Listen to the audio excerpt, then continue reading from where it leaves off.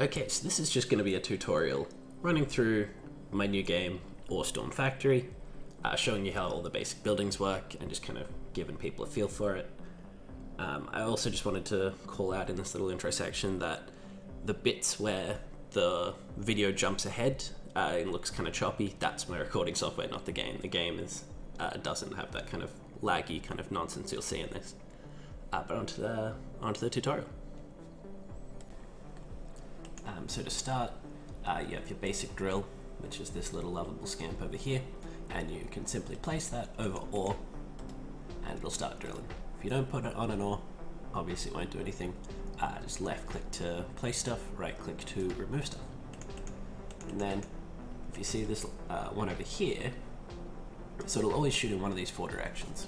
So if you want to get it into your base, which is how you collect ore, you need one of these switches, which will just bounce the ore in whichever direction the switch is pointed. So if we point it that way, go down there. Excellent, so these red ore are called ronk, and then this yellow ore here is called gintum.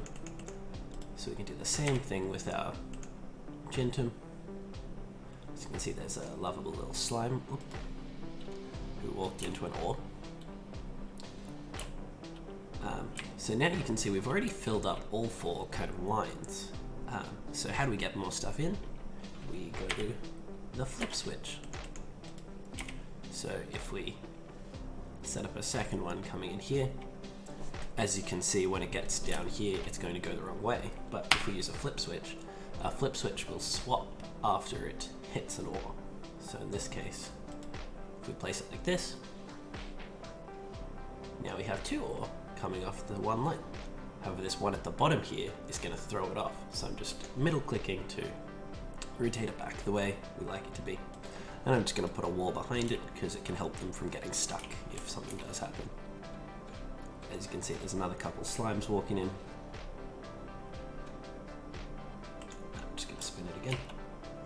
Excellent. We can do that same thing again over here to get more over here.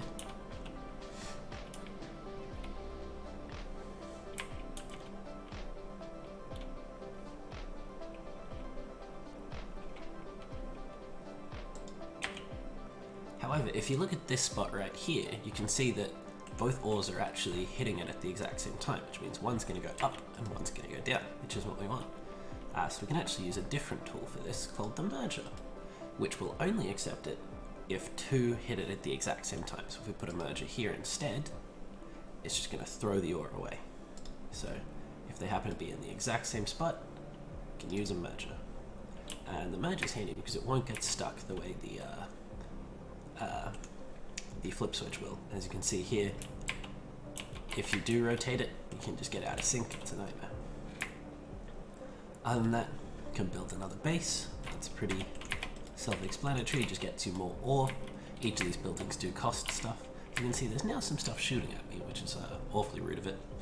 So these slimes are enemies as well, by the way, so you have health at the top here. Were I to walk into them, whoop, there goes a health bar. Ore also damages you. So if I was to stand onto this gintum right here, boop, you can see I also take damage. And then this sniper over here is also going to hurt if I was to hit them. But as you can see, while the ore damages me, it also damages them. Next up is the quad drill. It just shoots all 4 directions, so it's a way faster drill.